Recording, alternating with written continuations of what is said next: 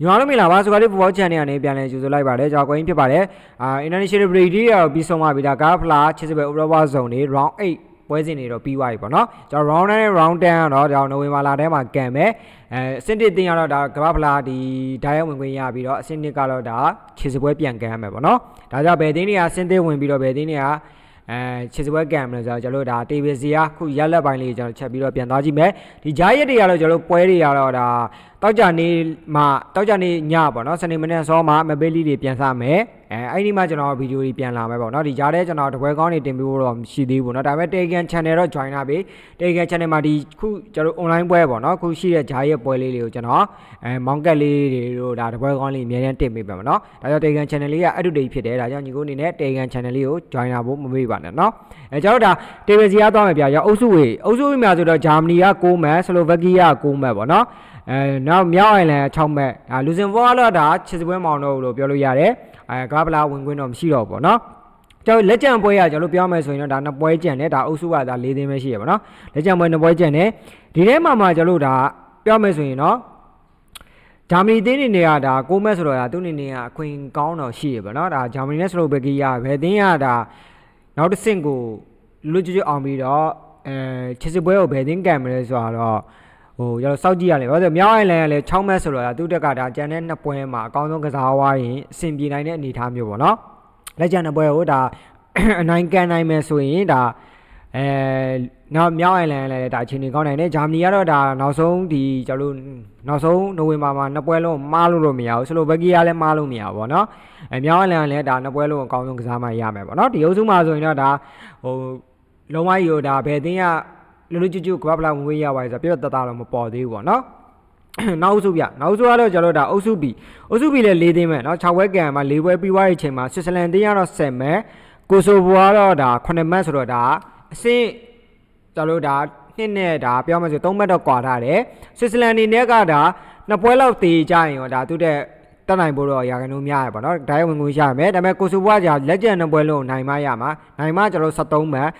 ဆွစ်ဇာလန်နေနဲ့ကတပွဲကိုတေးလျောက်ကန်ပြီးတပွဲကိုအနိုင်ကန်သွားရရဒီအုပ်စုစရာထဲမှာဒါဆွစ်ဇာလန်တွေကတော့ဒါကမ္ဘာပလာဒိုင်းဝင်ခွင့်တဲ့ကိုရာခိုင်နှုန်းအများဆုံးအသင်းဒီလိုမျိုးဖြစ်တယ်ပေါ့နော်ကိုဆိုဗိုအသင်းကတော့ဒါ9မှတ်ဆိုတော့ဒါကျွန်တော်ပြောသလိုလက်ကျန်2ပွဲတော့အကောင်းဆုံးကစားထားမှရမယ်ဒါပေမဲ့လွယ်ကူမှတော့မဟုတ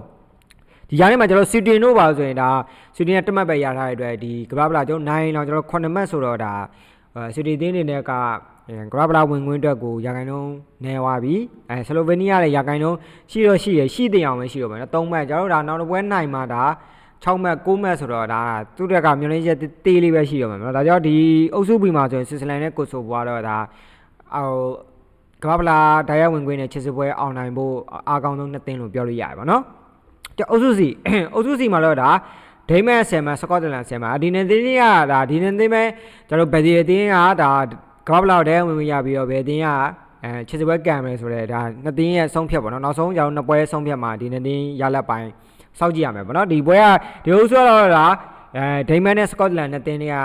တတင်းကတော့အုပ်စုကျွန်တော်ကမ္ဘာပလာဒီဓာတ်ရိုက်ဝင်ခွင့်ရမယ်နောက်တတင်းကတော့ချစ်စပွဲကန်ရမယ်ပေါ့နော်ဒီနှစ်တင်းပဲတက်ဖို့ရာခိုင်နှုန်းများတယ်ကျန်တဲ့ကျွန်တော်ဂရီးတို့ဘယ်လာယူတို့ကဒါရာခိုင်နှုန်းနည်းသွားပြီပြောလို့ရတယ်ပေါ့နော်အုပ်စုတီကတော့ဒါပြင်သစ်ပါနော်ပြင်သစ်ကတော့တေချာသွားပြီပေါ့နော်တေချာတလောက်တော့ရှိနေပြီရမ10မှတ်စူအောင်နားနိုင်တယ်ယူကရိန်းကတော့9မှတ်ပေါ့နော်ယူကရိန်းနေရလဲဒါမလွယ်ကူသေးဘူးပြောလို့ရအောက်ကကျတော့အိုက်စလန်4မှတ်ဆိုတော့ဒါလက်ကျန်2ပွဲကျန်တဲ့အနေအထားမျိုးမှာယူကရိန်းနေနဲ့မားခံလို့မရဘူးကျန်တဲ့2ပွဲလို့အကောင်းဆုံးကစားသွားမှရမယ်အနေအထားမျိုးပေါ့နော်ဒါဒီအုပ်စုမှာတော့ဒါပြင်သစ်ကတော့ဓာတ်ရိုက်ဝင်ဖို့အတွက်ရာခိုင်နှုန်းအများဆုံးအသင်းပေါ့နော်ကျွန်တော်ယူကရိန်းနဲ့အိုက်စလန်နဲ့တင်းတွေကတတင်းကတော့ဒါခြေစစ်ပွဲကိုလူရမယ်အနေအထားမျိုးပေါ့နော်ဒါအုပ်စုရောက်ကျွန်တော်ဒါစပိန်သင်းကတော့တေချာသွားပါပြီဒါကပလာဒိုင်းဝင်ခွင့်ရသွားပါပြီတူရကီနဲ့တော့6မှတ်တော့ကွာတယ်ဒါပေမဲ့စပိန်ကတော့တေချာဆုံးဖြစ်သွားပြီပေါ့နော်12မှတ်ဆိုတော့ကျွန်တော်လက်ကျန်တဲ့ပွဲလေးကိုဒါတေလောက်ကန်နိုင်ရောဒါအဆင်ပြေတဲ့အနေအထားမျိုးတူရကီက6မှတ်ဆိုတော့ဒါဒီစပိန်ကပလာဒိုင်းဝင်ခွင့်ရသွားနိုင်တယ်တူရကီကတော့ကျွန်တော်ချစ်စပွဲကန်နေပါနော်ကျန်တဲ့ကျွန်တော်ဂျော်ဂျီယာနဲ့ဘူဂီရီယာတော့ဒါကျွန်တော်ကပလာအတွက်ဒါ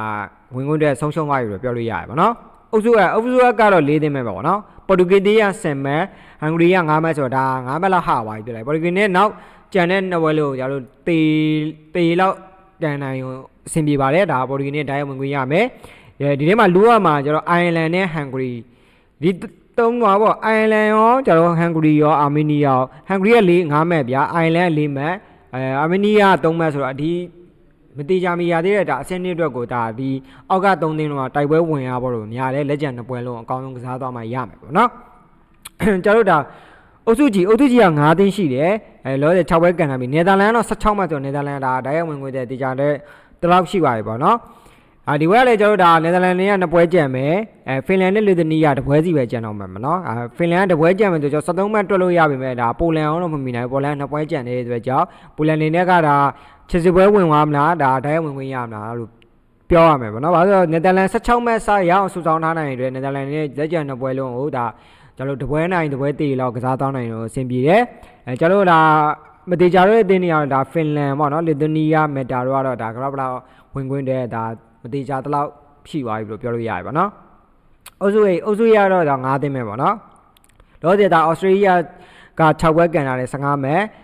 ဘော့စနီးယားလည်း6ပွဲကန်လာတယ်73မှတ်ဆိုတော့ဒါပြောမယ်လက်ကျန်ကြောင်2ပွဲကျန်သေးတယ်ကျော်ဆိုက်ဘရက်နဲ့ဆမ်မာရီကတော့ပြုတ်သွားပြီပေါ့နော်ဆိုက်ဘရက်ကတော့10မှတ်တော့ရထားတယ်ကျော်2ပွဲပဲကျန်တဲ့အတွက်ဒါဂါဘလာဝင်ခွင့်တော့မကျင်းသေးလို့ပြောလို့ရတယ်ပေါ့နော်ဆမ်မာရီပဲပြုတ်သွားပြီရိုမေနီးယားတော့ဒါခွင်လန်းရှိသေးတယ်ရိုမေနီးယားလည်းကျော်လို့ဒါ6ပွဲပဲကန်သေးတယ်2ပွဲကျန်သေးတယ်လက်ကျန်2ပွဲလုံးအကောင်းဆုံးကစားသွားနိုင်တော့ဒါအုပ်စုဒုတိယအနေနဲ့ကောက်လာ80ပွဲကိုဝင်ကန်အဖို့များတယ်ပေါ့နော်ဒါကြောင့်ဒီအုပ်စုမှာတော့ဩစတြေးလျတော့ဒါတေချာတော့တိုက်ဝင်ခွင့်တွေတေချာတယ်ဘော့စနီးယားနဲ့ရိုမေနီးယားတော့အဆင့်2အတွက်လူနိုင်ဖို့ရာခိုင်နှုန်းများရယ်ပေါ့နော်ကြောက်တာအုပ်စု I အုပ်စု I မှာဆိုတော့ဒါ9သင်းမဲ့နော်နော်ဝေးအီတလီအစ္စရေးပေါ့နော်နော်ဝေးကတော့18မှတ်တေချာသွားပါပြီဒါတိုက်ဝင်ခွင့်လုံးဝတေချာသွားပြီဒါနော်ဝေးသင်းအနေနဲ့ဒါပြောမှဆိုဂါဖလာဝင်ခွင့်ရတာအကောင်းဆုံးဒီနှစ်မှာတော့အကောင်းဆုံးအနေထားမျိုးတွေနဲ့ပြိုင်ဆိုင်တဲ့ရှုံးပွဲဒါကစားတိုင်းနဲ့မှာရှုံးပွဲမရှိသေးဘူးလို့ပြောလို့ရတယ်ပေါ့နော်6ပွဲကန်ခြံပွဲလုံးနိုင်ထားပြီးတော့18မှတ်ကိုရအောင်စုဆောင်းထားနိုင်တယ်ပေါ့နော်ဒါ2ပွဲတောင်ကျန်ပါသေးတယ်နော်ဝေးသင်းကတေချာသွားပြီလူကမှကျွန်တော်တို့ဒါအစ္စရေးနဲ့အီတလီကလည်း15မှတ်ဆိုတော့အစ္စရေးနဲ့တော်တော်လေး6မှတ်လောက်2ပွဲစားလောက်ဟာနေတယ်အစ္စရေးနေက2ပွဲပဲကျန်တဲ့အတွက်ကြောင့်ဒါဒီအုပ်စုမှာဆိုရင်တော့နော်ဝေးကဒိုင်းဝင်ခွင့်ရသွားဖို့ရာခိုင်နှုန်းများပြီပေါ့နော်ဒါဘာလို့ဆိုတော့ဒါနော်ဝေးနဲ့အီတလီကတော့ဒါနည်းနည်းတော့ဒါလက်ကျန်2ပွဲလုံးနိုင်ကန်ရင်တော့ဒါ18 19 20 21မှတ်ရမယ်ပေါ့နော်2ပွဲလုံးကန်ရင်21မှတ်ရမယ်နော်ဝေးနေက2ပွဲသေး2ပွဲလောက်နိုင်ရောဒါကဘလောက်ဝင်ခွင့်တဲ့တေချာတလောက်ရာခိုင်နှုန်းများရယ်ပေါ့နော်ဒါကြောင့်နော်ဝေးကတိုင်းဝင်ခွင့်ရမလားအီတလီက60ပွဲကန်မလားဆိုတာဒီနှစ်သင်းပဲရှိတော့ပါတော့ကျန်တဲ့ကျတော့အက်စထရီးပြုတ်သွားပြီအက်စတိုနီးယားပြုတ်သွားပြီမော်ဒိုဗာတို့ကတော့မတေချာတော့ပေါ့နော်ကျတော့ဒါနောက်အုပ်စုကြီးမှာတော့ဒါဘယ်ဂျီယန်တော့14မှတ်နောက်မြောက်မက်ဆီဒိုနီးယား73မှတ်ဝေးက7မှတ်ဆိုတော့ဒါလက်ကျန်ပွဲမှာဆိုရင်တော့မြောက်မက်ဆီဒိုနီးယားတပွဲပဲကျန်တော့မယ်ဆိုတော့ဒါကျွန်တော်အဲ့လက်ကျန်တစ်ပွဲကိုကန်မယ်ဆိုရင်ဒါ16မှတ်ရမယ်ပေါ့နော်ဘယ်ဂျီယန်အနေနဲ့ကလက်ကျန်ပွဲ2ပွဲကျန်သေးတယ်ဝေးအနေနဲ့က2ပွဲကျန်သေးတယ်ဆိုတော့ဒီဥစ္စာလည်းနည်းနည်းလေးလို့ကြည်ကောင်းတယ်ကျွန်တော်တို့အစင်းနှစ်ကိုဒါဝေးရမလားမြောက်မက်ဆီဒိုနီးယားရမလားဘယ်ဂျီယန်အနေနဲ့လည်းဒါလက်ကျန်2ပွဲလုံးအကောင်းဆုံးကစားသွားမှရမယ်ပေါ့နော်ကေးဒါဝေးရ2ပွဲလုံးလက်ကျန်2ပွဲလုံးကစားနိုင်မယ်ဆိုရင်တော့16မှတ်ရမယ်ပေါ့နော်ဒါအုပ်စုပိုတော့ဖြစ်နိုင်လို့ခွင့်ရရှိတယ်ကျွန်တော်တို့မြောက်မက်ဆီဒိုနီးယားတော့နောက်ဆုံးကျန်တဲ့တပွဲ73မှတ်ဆိုတော့ကျွန်တော်နောက်ဆုံးတပွဲ9ကန်မှသူ့အနေနဲ့16မှတ်ပေါ့နော်ဒါကြောင့်ဒီအုပ်စုကတော့နည်းနည်းလေးလို့ကြီးလို့တော့ကောင်းနေပြီပေါ့နော်ဘယ်တင်းကဒါရောက်ဝင်ခွင့်ရပြီးတော့ဘယ်တင်းက60ပွဲကန်မလဲဆိုတော့ဒီ3သင်းတွေကတသင်းတော့ဘာပေါ့နော်ပြိုင်ဆိုင်မှုပြင်းတော့ပြင်းထန်နိုင်မယ်ဒီ3သင်းတွေကတသင်းဘယ်ဂျီယန်ပဲဝင်မလားမြောက်မက်ဆီဒိုနီးယားဝင်မလားဝေးပဲဝင်မလားနော်ဒါကြောင့်ဒီအုပ်စုကတော့ဒါရလက်ပိုင်းအရင်ကြီးတော့မတည်ငြိမ်သေးဘူးပြောလို့ရတယ်နော်ကျွန်တော်ဒါအုပ်စု K မှာတော့အင်္ဂလန်ကတော့တေချာသွားပါပြီ18မှတ်ဆိုတော့ဒါလုံးဝတေချာသွားပြီ2ပွဲကျန်တယ်18မှတ်အုပ်စုတိုင်းဝင်ခွင့်ရပါပြီကျွန်တော်လူကမှာဒီအုပ်စုမှာဆိုရင်ဆာဘီယာရဲ့အဗနီယာရဲ့ပေါ့နော်အဗနီယာ17မှတ်ဆာဘီယာ10မှတ်ဆိုတော့ဒီနှစ်သင်းတွေကတသင်းကတော့ဒါဂါဗလာ80ပွဲအတွက်ကိုဒါအဆင့်2နေရာတော့ဒါအပြင်းထန်ပြိုင်ဆိုင်ရမှာပေါ့နော်လက်ကျန်2ပွဲလုံးအကောင်းဆုံးကစားမယ်အသင်းတွေပေါ့နော်ပြုတ်သွားတော့လဗေနီယာတော့အန်ဒိုရာတို့ကတော့ပြုတ်သွားပြီပေါ့နော်ကျွန်တော်ဆိုအုပ်စု A ပေါ့နော်အုပ်စု A မှာတော့ခရိုအေးရှားတော့16မှတ်ဒါခရိုအေးရှား2ပွဲကျန်သေးတဲ့အတွက်ခရိုအေးရှားအနေနဲ့ဒိုင်းဝင်ဖို့တဲ့ရာခိုင်နှုန်းများသွားပြီကျွန်တော်တို့ဒါအဆင့်2နေရာလူနေရာတော့ဒါဖာလိုအိုက်စလန်နဲ့ဒါချက်ပေါ့နော်ချက်ကတော့ဒါနောက်ဆုံးလက်ကျန်တစ်ပွဲပဲကျန်မယ်ဒီတစ်ပွဲကိုတော့နိုင်သွားရင်တော့ချက်အနေနဲ့က16မှတ်ဆိုတော့ဒါအုပ်စုကပလာ80ပွဲအဆင့်2နေရာတေချာတလောက်ရှိသွားပြီပေါ့နော်ဖာလိုအိုက်စလန်လည်းလက်ကျန်တစ်ပွဲကျန်တယ်ကေချက်အနေနဲ့ဒါလက်ကျန်ပွဲကိုမှားခဲ့မယ်ဆိုရင်ဖာလိုအိုက်စလန်တွေကနိုင်ကန်ထားမယ်ဆိုရင်သူတက်ဒါအုပ်စုဒုတိယနဲ့ဒါဂါဗလာ80ပွဲဝင်ခဲ့ရမယ်ပေါ့နော်ဒါကြောင့်ဒီအုပ်စုမှာတော့အဆင့်2နဲ့3နေရာတော့ဒါပြိုင်ဆိုင်ကြိုးစားမယ်နော်ခရိုအေးရှားတော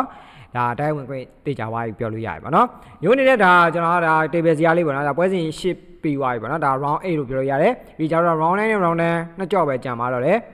ဒါကြောင့်ညီကိုတွေရောက်ဒီမဘေးလီတွေလည်းပြန်စားမှာမဘေးလီမှာဆိုရင်တော့ကျွန်တော်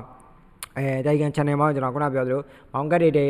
တပွဲကောင်းနေအများနဲ့တစ်ပေးဒါကြောင့်တိုင်ကန် channel လေးကို join ရဖို့မမေ့နဲ့ပေါ့နော်ဒီကဘာပလာကျွန်တော် round 9နဲ့ round 10တော့ဒါနိုဝင်ဘာထဲမှာပြန်ကမှာဆိုတော့ဒီ international break တွေတော့ရှောက်ပြီးသွားပြီပေါ့နော်ဒီနောက်ပိုင်းမှာ MLB တွေပြန်လာမယ် champion league တွေပြန်လာမယ်ကျွန်တော်ဒီဖလားပွဲတွေပေါ့ပြည်တွင်းဖလားပွဲလေးပြန်လာနိုင်မယ်ပေါ့နော်ဒါကြောင့်ညီကိုတို့ဒီပွဲစဉ် MLB လေးတောက်ကြနေမှာပြန်ဆောင်မယ်ပေါ့နော်တောက်ကြနေမှာညီကိုတို့ဒီ MLB လေးမှာပြန်ပြီးဆောင်ပါအောင်မယ်ဗီဒီယိုရောက်တပွဲကောင်းနေမောင်ကတ်တွေတင်ပေးပါမယ်နော်ထောက်တေကန် channel လေးကို join တာပါနော်ဒီဗီဒီယိုရဲ့ comment link လေးမှာရှိပါတယ်နော်ညီကိုအနေနဲ့ join ရဖို့မမေ့ပါနဲ့ကျွန်တော်